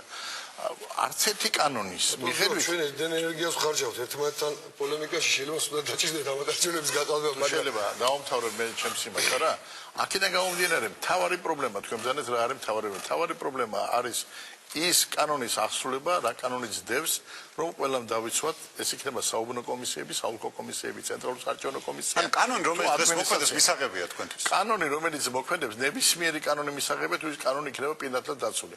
რომელიმე კანონში როდისმე ეწერა, რომ კარუსელი შეიძლება დაწვიალდეს, უარსად არ ეწერა და ყოველთვის აკრძალული იყო, სწორია რა. სადმე ეწერა, რომ ერთ ადამიანს შეეძლო სხვადასხვა უბანზე მისულიყო ან რაიმე დაერღვა. არასდროს არ ეწერა. თავარია მოხდეს იმის აღსრულება, რაც დღეს კანონში წერია. მოხდეს ისე, როგორც ავად უკარგად არის დაფიქსირებული კანონში. ვინ არის და რა არის დღეს იმის გარანტი, რომ ეს კანონი, რომელიც განსაზღვრავს საარჩევნო კანონმდებლობა, იქნება დაცული? მე ვფიქრობ, რომ ეს გარანტი იქნება ჩვენი საზოგადოება. სამართლიან არჩევნებს. ამის გარანტი იქნება ჩვენი საზოგადოება, ამის გარანტი იქნება თითოეული მოქალაქე, რომელიც მივა არჩევნებზე და მისცემს ხმას მისთვის სასურველ პარტიას, ამის გარანტი იქნება ის სადამკვირვებლო მისიები, რომლებიც შეაფასებენ ამას და პირველ რიგში შეფასება საზოგადოების მხრიდან. ეხლა აქ დღეს ჩვენ საუბრობდით ამორჩეველთა სიებთან დაკავშირებულ საკითხზე, მათ შორის ანონსშიც რაღაც გავიდა, თითქოს ეს იყო რაღაც მნიშვნელოვანი პრობლემა, რაც გავლენას მოახდენდა არჩევნების შედეგებზე. და აღმოჩნდა, როგორც ბატონმა ჯონდი ბრძანა, მკვდარისულების პრობლემა, ეგრეთ წოდებული მკვდარისულების და გარდაცვლილების ამორჩეველთა სიებში ყოფნის პრობლემა აღარ არის. როგორც ბატონმა ზურაბ ბრძანა, არ არის პრობლემა იმის, რომ ერთი ადამიანი ორგან აძლევს ხმას. არ არის პრობლემა იმის, რომ ხმის ადამიანი ორგანი იყოს რეგისტრირებული ამას საუბრობენ. აღარ არის პრობლემა იმის, რომ მივიდეს ადამიანი უბანზე და ვერ მიცეს ხმა თავის რეგისტრაციის მიხედვით. ანუ გამოდის, რომ საბოლოო ჯამში ამორჩეველთა სიებთან მიმართებაში ძირითადად პრობლემები მოგვარებული თუ არ ჩავხლით იმ ტექნიკურ ხარვეზებს, რომელზეც საუბარია და რომელზეც ჩვენ მზადა ვართ, რომ ყველამ ერთად ნახოთ ეს მასალები რა არის და კიდევ ერთხელ დავაზუსტოთ ეს სიები. ჩვენთვის ყველაზე მნიშვნელოვანია, რომ ეს არჩევნები იყოს ძალიან გამჭვირვალე და ყველას კონდეს წმენა იმისა, რომ მისი ხმა არის მართლაც მნიშვნელოვანი და გადამწყვეტი. ჩვენთვის მნიშვნელოვანია, რომ ჩვენ კონდეს კიდევ ერთხელ მანდატი ჩვენი საზოგადოებისგან, რომ კიდევ უფრო მეტი პრობლემები მოვაგვაროთ. გასაკეთებელი ჯერ კიდევ მართლა ძალიან ბევრია და ჩვენ მზადა ვართ, რომ ეს მანდატი საზოგადოებისგან მივიღოთ და მივიღოთ რაც შეიძლება გამჭვირვალე გარემოში ღია და თავისუფალი არჩევნების პირობებში. და ბოლო კითხვა ბატონ ჯონდისთან და ამით ვასრულებ ბატონ ჯონდი. დაასახელებთ თუ არა მერის მერობის კანდიდატს და როდის დაასახელებთ?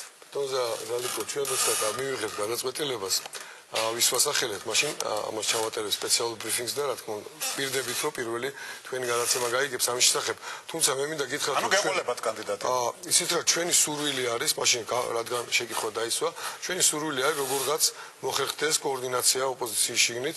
მე მინდა ვთქვა რომ მიუხედავად იმ საჯარო პოლემიკებისა, რომელსაც თქვენ ახლა ხედავთ ბატონ ზურაბთან ერთადაც ახლა მოისმინეთ, ჩვენ შორის ჯერ კიდევ არ არის დაკარგული რესურსი, რომ ჩვენ შევთანხმდეთ კოორდინირებულ მოქმედებებს. ჩვენი პოზიცია არის ესეთი, რომ ჩვენი სურვილი არის და პოზიცია არის ესეთი, როგორმე მოხერხდეს ერთია კანდიდატზე შეთანხმება, თუ ესეთი რამე ვერ მოხერხდა, რა თქმა უნდა, ჩვენ მაშინ მივიღებთ ინდივიდუალურ გადაწყვეტილებას, მაგრამ ეს იქნება მას შემდგომ მხოლოდ და მხოლოდ, როცა ვნახავთ, რომ ჩვენს კოლეგებს არ აქვს სურვილი ერთად შრომის და ერთად ბრძოლის და აქვს სურვილი მარტო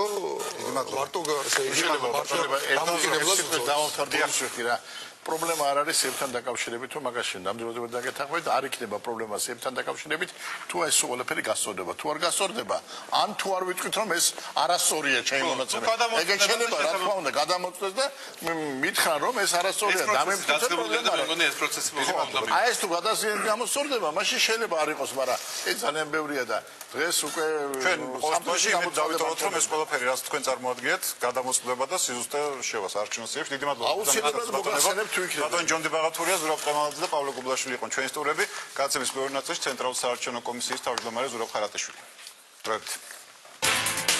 მოხერხდება თუ არა ყველა იმ ხარვეზის გასწორება, რომელიც მონიტორინგის პროცესში გამოვლინდება და რას მოუწოდებს CSKO-ს თავმჯდომარე პოლიტიკურ პარტიებს. მე ვთხოვ, რომ ამ პოლიტიკურ პარტიებს, ვინც აქტიურად არიან ჩართულები და ვინც უკვე განცხადებებს აკეთებს ამის თაობაზე, წერილობით სახით წარმოგიდგენა, რომ ჩვენ გქონდეს მისი გადამოწმებისა და მასზე რეაგირების საშუალება. CSKO-ს თავმჯდომარე ზურაბ ხარატაშვილი არჩევანის სტუდიაში.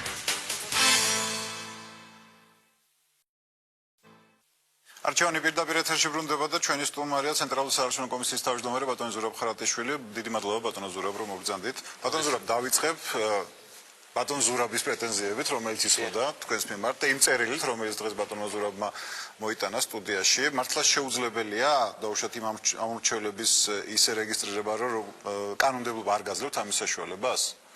ანუ აქ თუ გულისხმობთ ამოწერის უმისამართო ამორჩევლებს. მართალი გითხრათ, ახლა მე ამ მომენტს არ მიყურებია, მაგრამ იმის თქვა მინდა, რომ აქ გარკვეული პრობლემები ამოწერასთან არსებობს. ანუ აქ საუბარი ადამიანი რომ შეიცვლის საცხოვრებელ ადგილს 6 თვის განმავლობაში უნდა გააკეთოს ახალი რეგისტრაცია და თუ ეს ვერ გააკეთა, მე თქვენ მაინც არ გაქვთ უფლება, რომ მათ ხმის მიცემის უფლება ჩამოართათ, თუ რეგისტრირებული არ არის. აქ არის გარკვეული პრობლემა, რომელიც შეიქმნა მას შემდეგ, რაც 2009 წლის დეკემბერში შევიდა საარჩევნო კოდექსში ცვლილებები, რომლის თანახმადაც 2010 წლის 15 იანვრიდან მიწერის ინსტიტუტი, ასე ვთქვათ, შეიზღუდა საარჩევნო მიზნებისთვის. ამან გამოიწვია ის, რომ მართალია შეიზღუდა გადაყვანა ამორჩევლების ერთი ოლქიდან მეორეში, რაც მაშინ ძირითადი პრობლემა იყო, მაგრამ მაშინ ალბათ ნაკლებად იყო იმაზე ფიქრი, რომ რა შეიძლებოდა მოყოლოდა ამას. ანუ ის მომენტი, როდესაც მესაკუთრის განცხადებით დღეს შეიძლება და ხდება კიდეც ესეთი ფაქტები, რომ ხდება ამოწერა იმ კონკრეტული მისამართიდან კონკრეტული მოქალაქის მისი მიწერა უკვე სხვა ადგილზე აღარ შეიძლება და გამომდინარე აქედან მოქალაქეს ეზღუდება ამორჩევლის ზურაბ კამალაძე ახსენე რომ თქვენ დაახლოებით 40 წერილი გამოგიზავნოთ უკვე სხვადასხვა უზუსტოების შესახებ. რა რეაგირება გააკეთეთ თქვენ კონკრეტულად? ან როდის მიიღებენ რეწველები პასუხს? არა, პასუხები გარკვეულწილად ზოგიერთ მათგანზე გაცემულია, რა თქმა უნდა, უმეტესობაზე ჯერ არა, იმიტომ რომ თუ გავითვალისწინებთ თითოეული წერილი არის დიდი რაოდენობით ჩამონათვალი სახელების და გვარების, რომელზეც არის კონკრეტული ასე ვთქვათ, შენიშვნა მოცემული და ძირითადი ალბათ 90% არის იმ შინაარსის, რომ სხვადასხვა მისამართზე არის ხალხი მიწერილი, რომელიც ფაქტიურად იქ არ ცხოვრობს, რა თქმა უნდა, ესეთები არსებობს. თუმცა კონკრეტულსაც გეტყვით, რომ 40 ადამიანი, რომელიც ვთქვათ, სიაში არ უნდა ყოფილიყო და გარკვეული ტექნიკური ხარვეზის გამო იყო დარჩენილი იმაზე, რა ქვია, ამორჩეულთა სიაში ამოღებული იქნა, ანუ ეს კონკრეტული შედეგი, მაგალითად, სიდან ამოღების და ასე ვთქვათ, კიდევ მრავალრიცხოვანი უпроსტად 12-13 შემთხვევა იყო იმისი, რომ ჩვენ მისამართი ბატონი ზურაბის შენიშვნების საფუძველზე ჩვენ ბაზაში გავასწორეთ. ბატონო ზურაბ, თქვენ აცხადებთ, რომ ამორჩეულთა სიებში უზუსტობა 1%-ს არ უნდა აჭარბებდეს, ანუ როდესაც დასრულდება მუშაობა. კი ბატონო. დღეს ოპოზიციური პარტიები და სხვადასხვა ციფრების, მაგალითად დიმიტრი ლორთქიფანიძე აცხადებდა, რომ 7%-იანია უზუსტობა, თუ არ ვცდები რესპუბლიკელები 30%-ს ასახელებენ უზუსტობის. ანუ როგორ მოახერხებთ რეალურად შეაძლებელია რომ უზუსტობა მართლაც 1% გახდეს? მოდით ასე ვთქვათ ახლა, ჩემთვის უცნობია, საიდან გეთდება ხა 30%-იანი, 7%-იანი უზუსტობები, მე როგორც ხვდები ახლა პირველ შემთხვევაში ის დეპუტატი ერთ-ერთ ჟურნალზე აკეთებდა ასე ვთქვათ მითითებას, რომელმაც ასევე არ ვიცი საიდან მოიტანა. რა ვიცი, იმასთან რესპუბლიკური პარტიების წარმომადგენლებთან ურთიერთობისას ახლა იქ 30% არ უხსენებიათ, ეს შეფასებაც შემთთვის უცნობია 30%-იანი ცნობილება. მაგალითად იმისთვის, რომ ცოტა დამოუკიდებელი წყაროდან მოგიყვანოთ, სამართლიანი არჩევნებმა, როდესაც 2 წლის წინ ჩაატარა საარჩევნო სიების აუდიტი, იქ ცნობილება იყო 2%-მდე.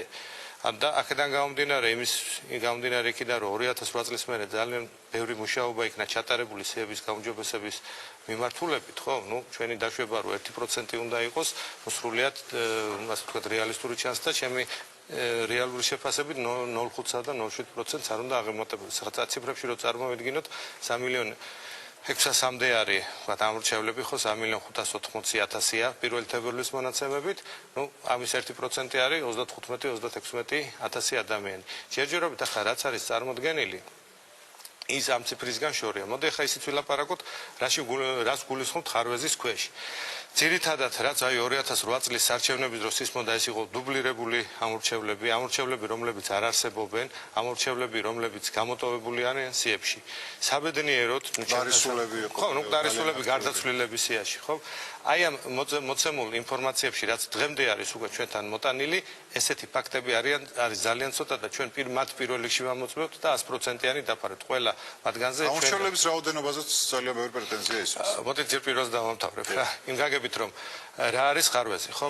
ახლა ის ხარვეზი, რომელსაც ჩვენ გვაწვდიან, რომ მოქალაქე არ ცხოვრობს იქ, სადაც არის მიწერილი, ან უბრალოდ მიწერილია იქ, სადაც არ ცხოვრობს, ხო? ესეთი არის დაახლოებით 90% მაინც ამ შენიშვნების, ეს თვითონ კონკრეტულად ის პრობლემა არ არის, ეს არის პრობლემა იმის, რომ ადამიანი იქ ცხოვრობს, სადაც მიწერილია რა. ანუ სია არის, ასე ვთქვათ, საკმაოდ აკურატული იმ თვალსაზრისით, რომ არ არის არავინ გამოტოვებული, ვთქვათ, იგივე არსებობს ბევრი პრობლემა დამისამართებასთან დაკავშირებით, მაგრამ მოდით ვთქვათ, ეს კორპუსი არ აძლევს ხმას და მისამართი არ აძლევს ხმას, ხმას აძლევს კონკრეტული ადამიანი და თუ კონკრეტული ადამიანი არსებობს არა 4-ია კორპუსში, არამედ კორპუსში ნომრით 4, ეს ახლა ამორჩევლის და ხმის მიცემის თვალსაზრისით დიდ პრობლემას არ ქმნის. კიდევ ერთხელ ვამბობ, არის ბევრი პრობლემები დამისამართებასთან დაკავშირებით, არის პრობლემები იმასთან დაკავშირებით, რომ ერთხელ უნდა გაკეთდეს, ასე ვთქვათ, მოსახლეობის აღწერაც ალბათ ან რაღაც კარდაკარი გაკეთდეს იმისათვის, რომ ხარისხიანი სიები მივიღოთ და ასევე პირადობის მოწმობები უნდა გამოიცვალოს ბიომეტრიული გაკეთდეს, უფრო მაღალი დაცვის ხარისხით და აი ამ სამივე საკითხს თუ ჩვენ ასე ვთქვათ, ჩამოვაყალიბებთ და გავივლით, რომელსაც დაჭირდება 2-3 წელი და ალბათ 100-120 მილიონი ლარი თლიანად ამ იმაში. ჩვენ შეგვიძლია მივიღოთ სრულიად ამომწურავი და კარგი სიები.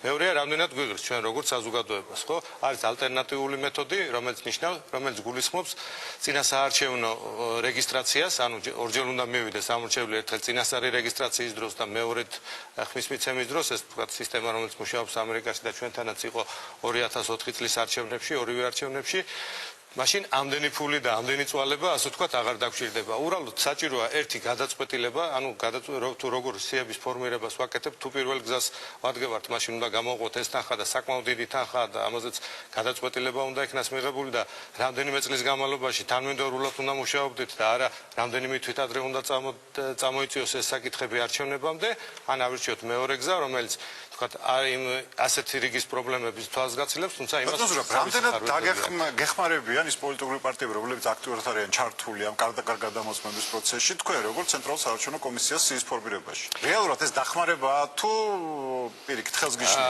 მოდით ესე ვთქვათ, ჯერ ერთი რომ ამ მუშაობის შედეგად სრული პასუხისმგებლობით ვაცხადოთ, რომ მათ ძალიან კარგად გაიგეს ის პრობლემები, რომელიც ჩვენ გვაქვს სიის ფორმირებასთან დაკავშირებით და თავიდან თუ მაინც ცოტა ტემპერატურა შედარებით მაღალი იყო და ბევრ დავას იწევდა, მე მუშაობის დროს იმათმაც უკვე გაიგეს ეს პრობლემები, ანუ დამისამართების პრობლემები და თქვათ იგივე ტექნიკური ხასიათის პრობლემები და დღეს ბევრად უფრო გაგებით ეკიდებიან. მეორე მხრივ მათაც უკვე დადეს კონკრეტული შედეგები, ხო გეუბნებით.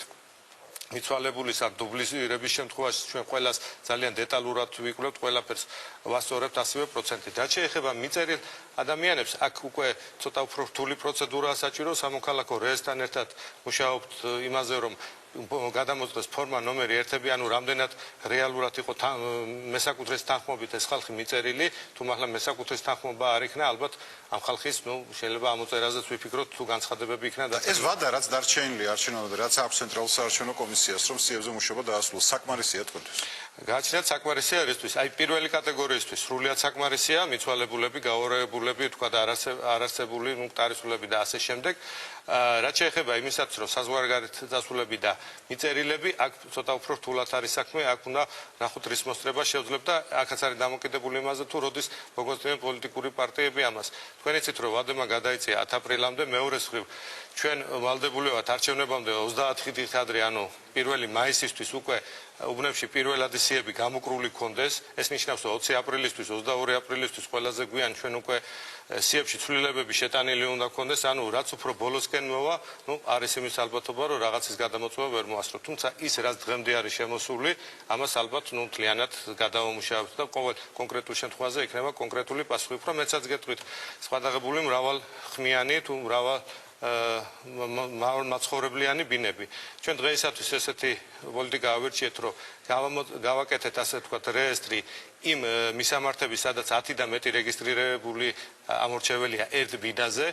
დღეისათვის 20-ის ზეით, რაც არის ყველა ბინა არის შემოწმებული და იქ ან გასწორებულია ტექნიკური ხარვეზი ჩანაწერის, ან ურთიერთობით ბინის მესაკუთრეს თანხმობით ეს ხალხი ამოწერილია, თუმცა არის 2-3 ბინა ამ 20-ის ზეით სიაში, რომელზეც მესაკუთრე ელემენტარულად უარს ამბობს და მაგალითისთვის გეტყვის ეს საკმაოდ ცნობილი მისამართია დაბიძის 15 ქალაქ ბათუმში, სადაც 71 ადამიანი მიწერილია და მესაკუთრე ჩვენი და რეესტრის წარმომადგენლების დიდი თხოვნით და ვთქვათ დარწმუნების მიუხედავად კატეგორიულად უარს ამბობს ხალხის ამოწერაზე, იმიტომ რომ ეს ჩემი კონსტიტუციური უფლებაა და ასე ვთქვათ ყველამთავი გამოგონებით არის ეგეთი ერთი მისამართი ვარკეთილში, თბილისშიც, მაგრამ დანარჩენ შემთხვევაში ასე ვთქვათ მოხდა ასე ვთქვათ დავწერა ყოველთვის, როდესაც არჩევნები ჩატარდება, ცენტრალური საარჩევნო კომისიის თავმჯდომარე ხდება თავდასხმის მთავარი ობიექტი. მე გაგახსენებთ თქვენი წინამორბედის ლევან თარხნიშვილის მაგალითს.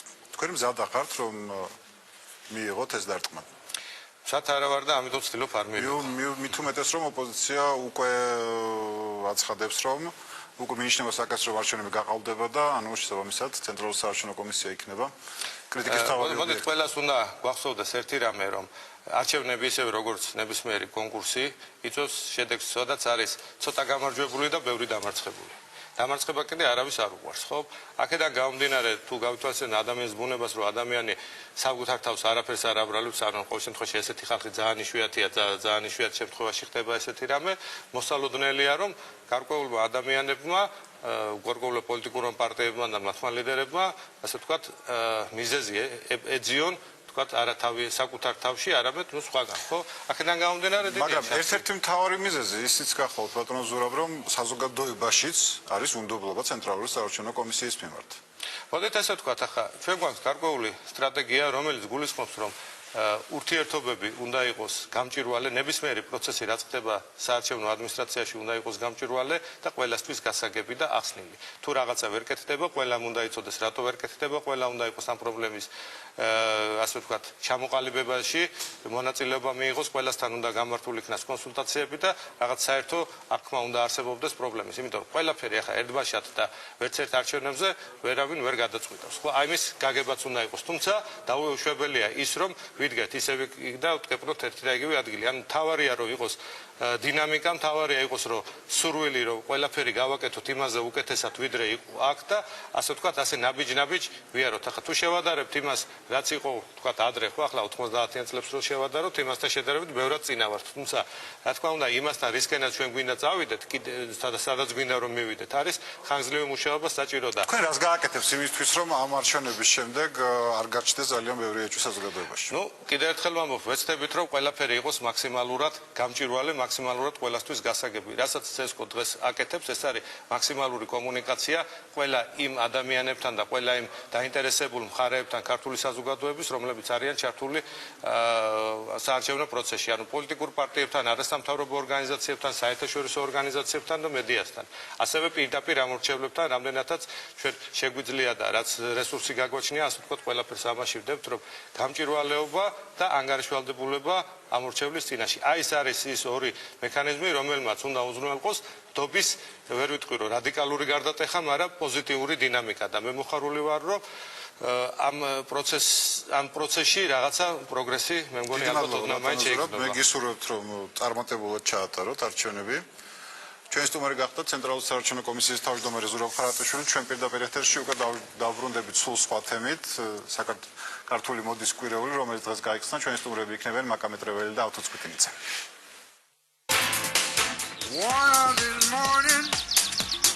მაღალი მოდა თბილისში რატომ გადაწყვიტეს ორგანიზატორებმა ქართული მოდის კვირეული მსოფლიო სტანდარტების დაცვით ჩაეტარებინათ და რა შანსი ეძლევათ ქართულ დიზაინერებს 4-დღიანი ჩვენების შემდეგ. საქართველოს მოდის კვირეული ძალიან კარგი შანსი იქნება ქართული დიზაინერებისათვის, რომ მათ დაანახონ ევროპელ კოლეგებს თუ როგორი არის ქართული სტილი. ყველა fashion week-ს აქვს დანიშნულება კომერციული, რომ შემდეგ კოლექციები ნაწარმი იყოს დაკვეთილი. და უკვეთავს თუ არა ევროპა ქართულ სტილს 20-მდე დიზაინერის კოლექციები, 7 ჩვენება ყოველდღე და ქართველი და უცხოელი მოდელები ერთ პოდიუმზე. მიყვარს მოდა და ყველაფერი, რაც მოდას უკავშირდება. ერთი სული მაქვს მე პირადად როდის დადგება 26. აი მინდა ის დაღლილობა და აი ეს გადარბენის ეფექტი უფრო მალე მოვიდეს. რა ეფექტი მიიღეს ორგანიზატორებმა ჩვენების პირველი დღიდან არჩევანის სტუდიაში მაკა მეტრეველი და ავთო წყვიტინიძე, ასევე პირდაპირი ჩართვები შარდეინდა და კლუბ ქალაქური და სადაც მოდის ზეიმი უკვე განსხვავებულ გარემოში გაგრძელდება. მაშასე არჩევანი პირდაპირ ეთერში ბრუნდება და სულ სხვა თემა უკვე ძალიან განსხვავებული საქართველოს მოდის კვირეული, რომელიც დღეს გაიხსნა და ჩვენი სტუმრები მაკა მეტრეველი, კრისტი ყიფშიძე და ავთო წყვიტინიძე, დიდი მადლობა რომ მოგბრძანდით, გამონახეთ და მოწყვდით ცოტა ხანი თქვენ საქმიანობას. ქაბატონო მაკა, ასეთი გრანდიოზული ჩვენება საქართველოს პირველად ტარდება და თან ჩვენება, რომელიც სრულიად შეესაბამება საერთაშორისო სტანდარტებს. რატომ გადაწყვიტეთ, რომ ასეთი უპრეცედენტო ჩვენება მოგეწყოთ და ესეთ კვირეული ჩაგეტარებინათ? რა არის მთავარი მიზანი ამ ჩვენებების? ნამდვილად ეს პროექტი არის უპრეცედენტო თავისი შინაარსით, რომელიც ჯერ საქართველოში არ ჩატარებულა მსგავსი. ამას აქვს ის მიზანი, რომ საქართველოს თავისი ადგილი დაიმკვიდროს მსოფლიო მოდის სამყაროში და მსოფლიო მოდის რუკაზე. ასევე დიზაინერებს ექნებათ ძალიან დიდი შანსი ამ კვირეულის განმავლობაში, რომ გაიცნოს უცხოურმა მედიამ, კრიტიკოსებმა და მათ მიიღონ ბაერებისგან დაკვეთები. ანუ ქართული დიზაინერები გადიან საქართველოს საზღვრის გარეთ. თქვით, რომ დღეს ქართული მოდა, ან ქართული დიზაინერები არიან უკვე მზად იმისთვის, რომ ისინი საერთაშორისო არენაზე წარსდგნენ. რა თქმა უნდა, იმიტომაც ალბათ მომწიფდა ალბათ ეს სიტუაცია საქართველოში და ამან მოიტანა ყველაფერმა ეს პროექტი, ანუ ეს არ მოიაზრებოდა 5 წლის წინ გაკეთებულიყო ესეთი რამე და რადგან მოვახერხეთ ჩვენ დღეს ის რომ ეს გაკეთა, ალბათ ეს ყველაფერი უკვე არის იმ დონეზე, რომ საჭირო იყო ეს გაკეთება. იცით რა არის, თუ არ ჩავთვლით იმას, რომ რეისმა დააგვიანა და რისთვისაც დამსწრეს საზოგადოებას ჩვენ ვუხდით ბოდიშ და ამის გამო დაიგვიანა ჩვენების დაწყება, მე მგონი ყველაფერი კარგად იყო და ძალიან დიდი მოთხოვნა იყო დღევანდელ საღამოზე დასწრებაზე. მე მგონი კარგად. მადლობთ კაპიტანმა კალთო, შენთვის როგორც დიზაინერისთვის, რომელსაც ძალიან დიდი გამოცდილება აქვს და მიგიღია მონაწილეობა ძალიან ბევრ საერთაშორისო ჩვენებებში, მე მახსოვს კიევის მოდის ჩვენებები, მოსკოვის მოდის კვირეულების რაც შენ აქტიურად იყავ და ყოველთვის მონაწილეობდი. რითი არის მნიშვნელოვანი შენთვის ქართული მოდის კვირეული? რა არის შენთვის ეს როგორც დიზაინერისთვის, რა შანსი არის? მე დიდი სიამაყის გრძნობით ვიყავი დღეს, როცა უკვე ამ კვირეულზე მოვედი და დავინახე ესეთ სერიოზული საზოგადოება, ადამიანები ესეთი მორთულები, ძალიან სერიოზული ზეიმი იყო დღეს მოდის სფეროში და ნებისმიერი დიზაინერისთვის ეს რა თქმა უნდა კიდევ ერთი წინ გადადგმული ნაბიჯია და ეს ყველაფერი ძალიან კარგია თვითონ საქართველოსთვის. ანუ ჩვენ ერთეულ დიზაინერებს სხვადასხვა ქვეყანაში გვიცნობენ, ანუ როგორც ქართულ დიზაინერებს სხვა ქვეყანაში ფაქტურად მოღვაწე, ანუ საქართველოს და კიდე პლუს სხვა ქვეყნები. და ანუ როცა უკვე სერიოზული პრესა ჩამოდის საქართველოში და ბევრ დამწყებ დიზაინერს აქვს შანსი, რომელსაც უბრალოდ არანაირი საშუალება არ აქვს იმისი, რომ უბრალოდ გავიდეს ფარგლებს გარეთ ქვეყნიდან, მათ აქვს არაჩვეულებრივი შანსი გაიცნოს თუნდაც საზოგადოებამ, თუნდაც პრესამ, მედიამ და მათი სახელები გაჟღერდეს თითო წელს, ან ერთ სეზონზე ერთი ახალი დიზაინერიც რომ აღმოცენდეს, რომელზეც ილაპარაკებს საზოგადოება, ეს უკვე ძალიან კარგია. ძალიან ბევრს ნიშნავს. ერთდროულად გამოვხატო, ასე ვთქვათ, ჩემი ძალიან დიდი სიხარული და ასე ვთქვათ, ცოტა წყენაც შენს მიმართ. ძალიან გამიხარდა რომ როგორც იქნა გააკეთე მამაკაცების კოლექცია და წყენა იმიტომ რომ რატომ ასე გვიან აქამდე სად იყავ? ეცი რა არის, მე ვთვლი რომ ვარ სპეციალისტი ქალების განხრით, თუმცა ჩვენს სახლში რამოდენიმე წელია უკვე დაგროვდა მამაკაცი კლიენტები და ანუ გადაწყვიტე რომ მათთვის სპეციალურად გამეკეთებია ეს ხაზი და მამაკაცები ძალიან დაჩაგრულები ვართ ხოლმე რა. მამაკაცები არიან გაცილებით უფრო პრეტენზიულები და ვთვლი რომ ეს მამაკაცების ხაზი გაცილებით უფრო რთულია ვიდრე ქალბატონების ხაზი და განსაკუთრებით ქართველი მამაკაცების ხაზი, რომელიც ბევრ რამეზეა გასათვლელი, ну იქ არ უნდა იყოს ზედმეტი დეტალები, უნდა იყოს კლასიკურსა და სპორტულ შორის, თან უნდა შეხვიდე ბაზარზე ახალი ხაზით, მაგრამ ეს არ უნდა იყოს გადახრებით. ამიტომ სერიოზული პრობლემა ფერშიც, ვთქვათ, სილუეტშიც და ეს ყველაფერი მოარგო ქართულ ბაზარს იყო ჩემთვის ძალიან რთული, დამჭირდა ძალიან ბევრი წლები ამისთვის, ასე რომ დღეს უკვე მზად ვარ და იმედია ხვალ უკვე ჩემი შოუს შემდეგ გამოჩნდება უკვე სხვა კლიენტები ჩვენს სახლში. ჩვენ ახლა შეგვიძლია ერთი წუთით, რამდენიმე წუთით გადავერთოთ შარდენზე, სადაც ასე ვთქვათ მიმდინარეობს საღამო, დღევანდელი გაგზელება დღევანდელი დღის, ახლა after party არის, იქ იმყოფება ჩვენი კორესპონდენტი მაია ლომიძე, რომელიც პირდაპირ ეთერში ჩაგვერთვება. მაიკო, თუ გესმის ჩემი? სამშვიდობის, დიახ.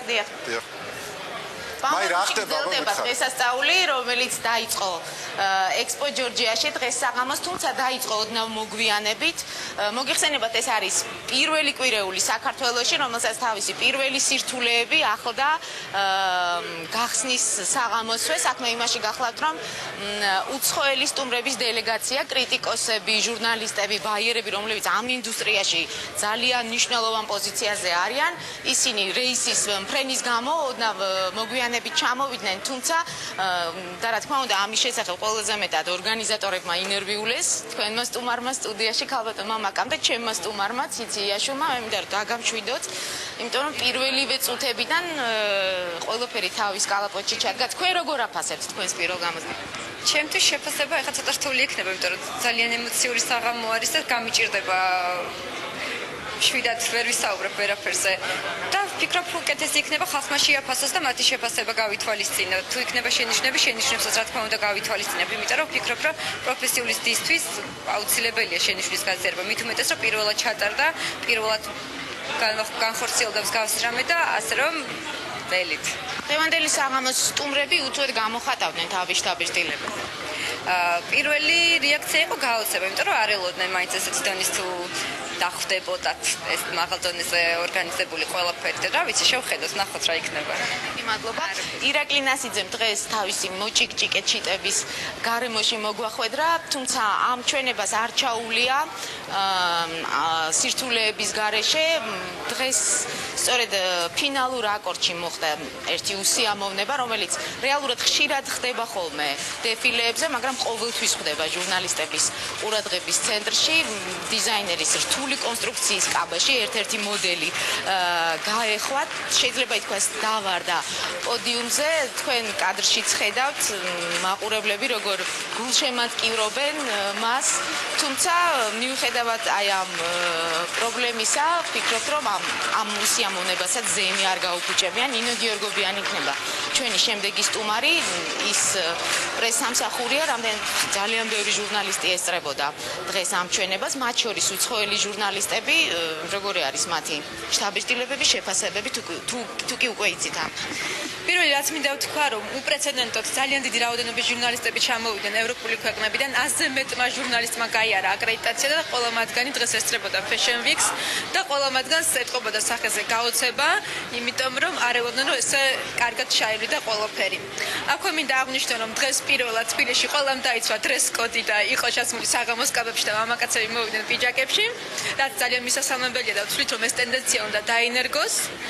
რაც შეეხება თვითონ Fashion Weeks, მინდა კიდევ ერთი რამ აღვნიშნო, რომ პირველად საქართველოში მოეწყობა შოურუმები, რომელიც უკვე ხვალიდან დაიწყებს ფუნქციონირებას. ამ შოურუმებში ქართველი დიზაინერები წარმოადგენენ თავიანთ ნამუშევრებს და ჩვენ უკვე ძალიან დიდი იმედებს ვამყარებთ, რომ ისინი გარკვეულ შეკვეთებსაც მიიღებენ უკვე და ევროპაში გაიტანენ თავიანთ საქმეს. რასაც ვუსურვებ კიდეც, ერთ-ერთი ავტორი, რომელიც ამ ჩვენებაში მონაწილეობს, სულ 18 დიზაინერი წარმოადგენს თავის ახალ კოლექციას ორშაბათის ჩათვლით, გახლავთ თამუნა ინგოროყვა, რომელიც სავარაუდოდ თავის ჰაეროვან კოლექციას წარმოგვიდგენს დახურვის დღეს ორშაბათს საღამოს. დიზაინერისთვის ყველაზე მნიშვნელოვანი ალბათ მოდის კვირეული. რა თქმა უნდა, ყველა დიზაინერისთვის არის მნიშვნელოვანი და ძირითადად ქართველი დიზაინერებისთვის, იმიტომ რომ ესეთი მასშტაბური კეთდება. და რა ვიცი, ყველანაირ ველოდებით ბევრ რაღაცას. მე გისურვებთ, რომ ეს მოლოდინი გაგიმართლდეთ.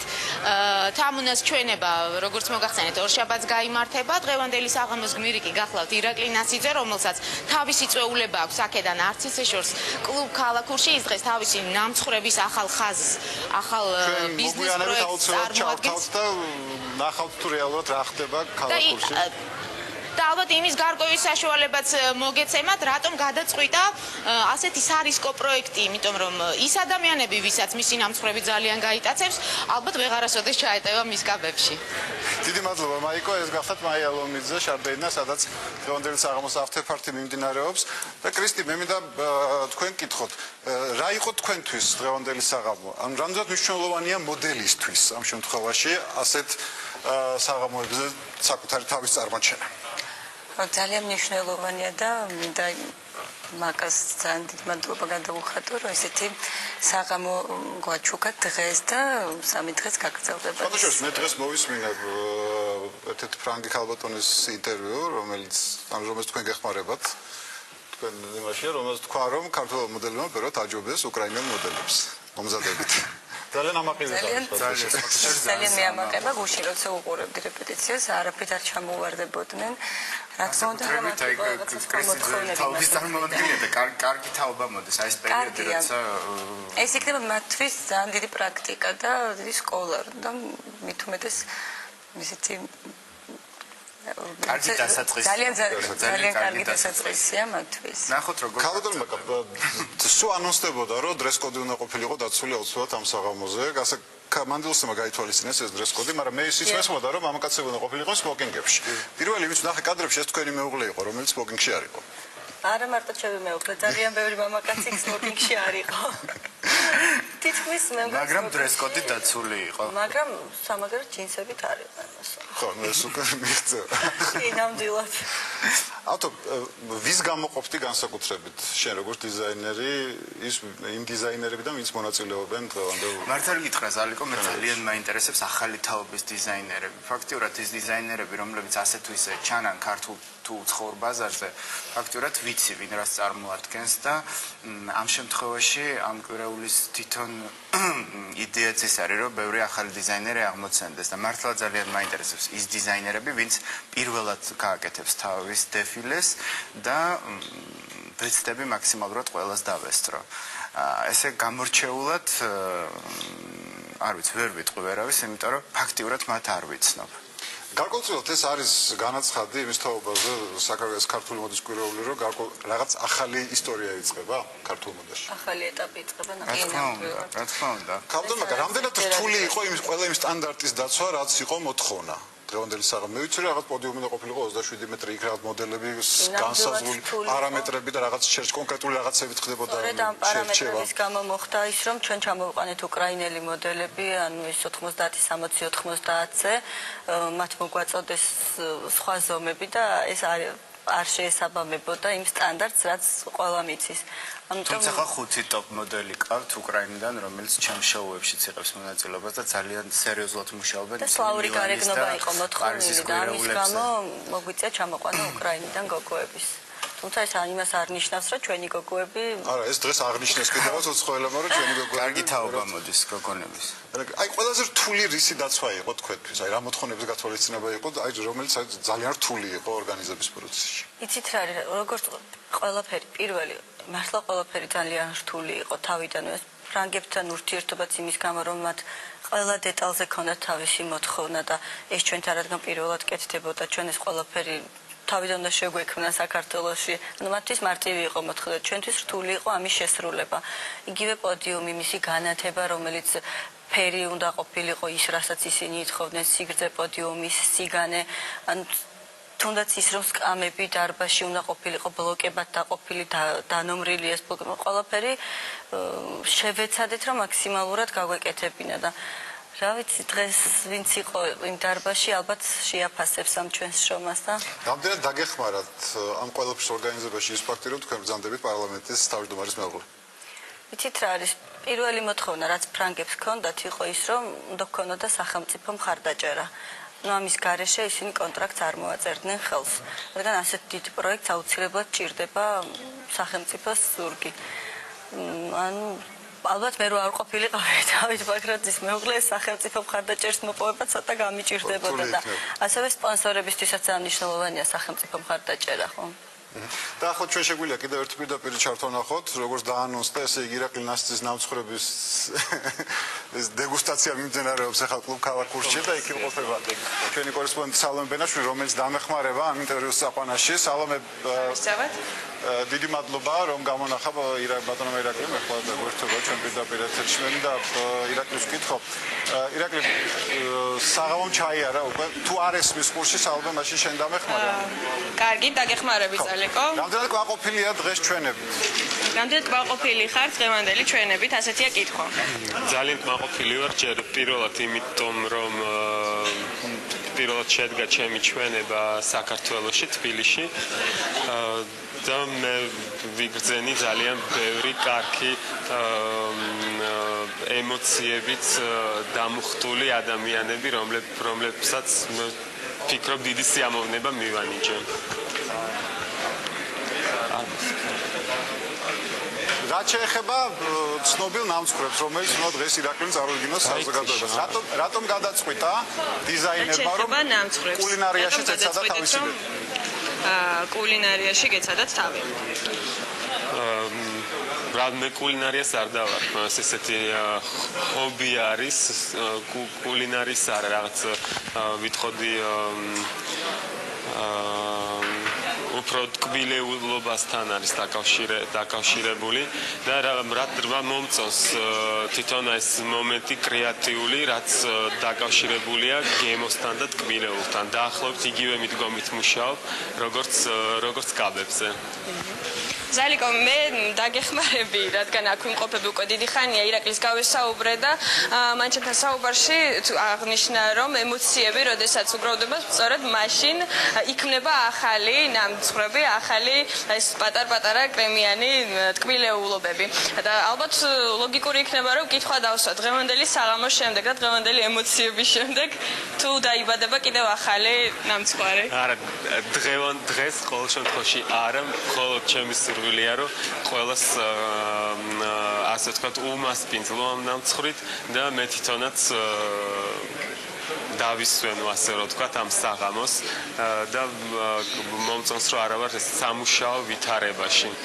და ეს პრეზენტაცია მინდა ვთქვა რომ ეს არის მთლიანად აი ამ ნამცხვრის პრეზენტაცია, რასაც იხილავ ჯერ არ მინდა გითხრათ, ეს არის ესეთი პერფორმანსი, არა მხოლოდ ნამცხვრის, არამედ მთელი კონცეფცია არის ჩადებული ქალსა და ტკბილს შორის. ესეთი მესაჟი არის.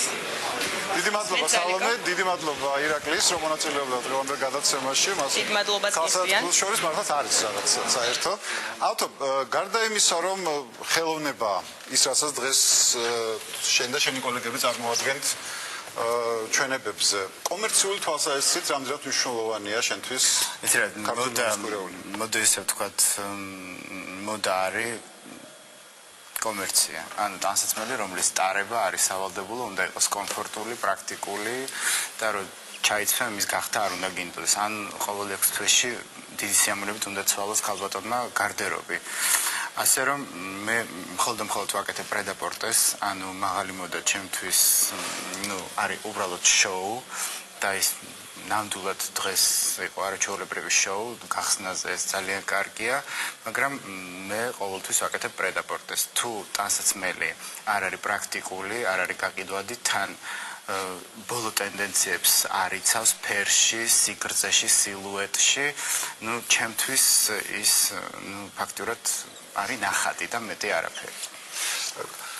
ქალბატონო მაკა, თუ იცით როგორი რეაქცია იყო აი პირველ დღეს იმ საერთაშორისო მედიის წარმომადგენლების, რომლებიც ესწრებენ, იმიტომ რომ 100-მდე ჟურნალისტი ჩამოდიდა და ძალიან ცნობილი მეტმა გაიარა აკრედიტაცია. ყველა ცნობილი მედია სახლებიდან არიან და ტელეკომპანიებიდან, რომელიც მოდაზე აქტიურად მუშაობენ. ანუ როგორია მათი პირველი რეაქციები? რამდენად გაშუქებადი იქნება ქართული მოდის კვირეული? ძალიან გაშუქებადი იქნება, იმიტომ რომ მართლა ეს ხალხი თავისი ნებასურვილით ჩამოვიდა.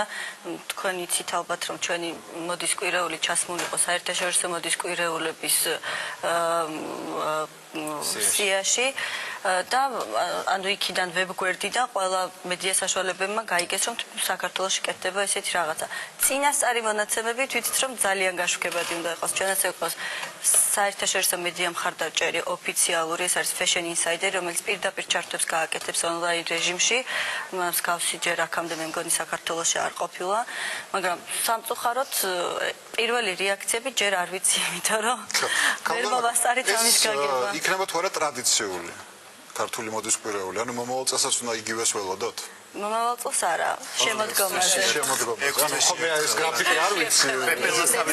მოდა 6 თვეში ერთხელ უბრალოდ ის დასასწრებელი აქტუალური აღარ არის. ფაქტურად და ჩააბარო წარსულს. ასე ესე იგი 6 თვის შემდეგ ისე ვიკრიბებით სტუდიაში. რა თქმა უნდა, მე ალბათ. უფრო კი. კრისტი, მოდელისთვის რამდენად რთულია უცხოელებთან მუშაობა? ანუ ის უცხოელები, რომლებიც გეუბნებიან რა უნდა აკეთო და როგორ უნდა აკეთო. ეს შენთვის უფრო კომფორტია თუ უფრო სირთულეებთან არის დაკავშირებული? თუ ჩემზე ვილაპარაკებ, მინდათ მიყვარს ჩემი საქმე, რომ ყველასთან მიადვილდება. და ისე გუშინ საერთოდ არ დავღლივართ. ხო, რამე განსაკუთრებული მოთხოვნები თუ აქვს მოდელებისადმი, რომლებიც უნდა დაიცვათ თქვენ? არა, იქ ჩუმად წყნარად ვემორჩილებით ყველა მოთხოვნას. და მოდელებისთვის, დამწყები მოდელებისთვის რა მნიშვნელობა აქვს? ეს არის გამოცდილება, რომელსაც ისინი იღებენ? დიდი პრაქტიკა, ძალიან დიდ სკოლას გაივლიან, მე ხომ ახსენდება, ავტოსაც რო უყურებ 95 წელი, მაშინ ავანგარდული მოდის ასამბლეი, მაშინ გავიარე ძალიან დიდი პრაქტიკა და მაშინ ახსოვს ავტოს პირველი ჩვენება, ხო. აი ეს იყო რაღაც პირველი. და ეხა უკვე სხვა ეტაპია, უკვე კომერციული, უკვე სერიოზული და აი ის პრაქტიკა რაც მივიღე მე დღეს უკვე ამას რაღაც ისე კარგად ვიხსენებ ამ ყველაფერს და მინდა დავულოთ გზა. ბოლოს შევაჯამოთ კაპიტანი მაკა თქვენს და ავტოშეცაი თუ ელოდებით რაღაც განსაკუთრებულ აღმოჩენას. თორემ მე ვიცი რომ რაღაც ახალგაზრდა დიზაინერებიც მონაწილეობენ.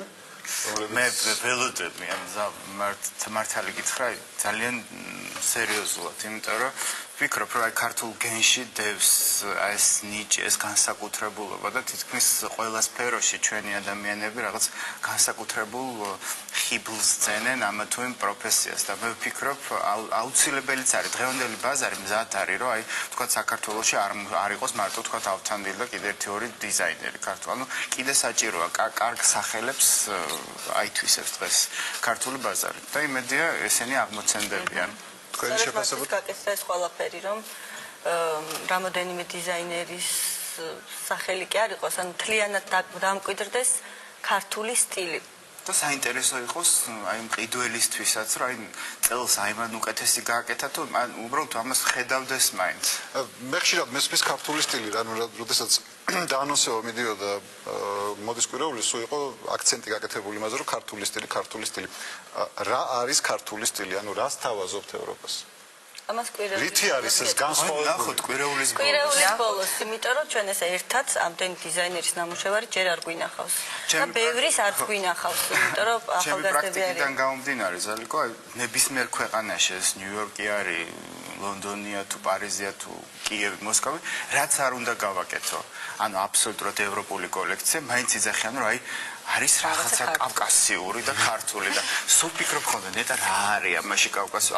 ალბათ არ ვიცი, ეს სული ალბათ ან ხასიათი. ძალიან დიდი მადლობა მოგზაურობისათვის. მე გისურვებთ რომ როგორც წარმატებით დაიწყო მოსკოვი, ასევე წარმატებით დასრულებული იყოს და 6 თვეში კიდევ ახალ მოდის კვირაულს ველოდებით საქართველოში. მადლობა ჩვენი სტუმრები იყვნენ მაკა მეტრეველი, ავთო ცხვიტენიძე და კრისტი ყიფშიძე. ეს იყო ასეთი იყო დღევანდელი არჩევანი, შევხვდებით ერთმანეთს მომავალ კვირას ნახვამდის.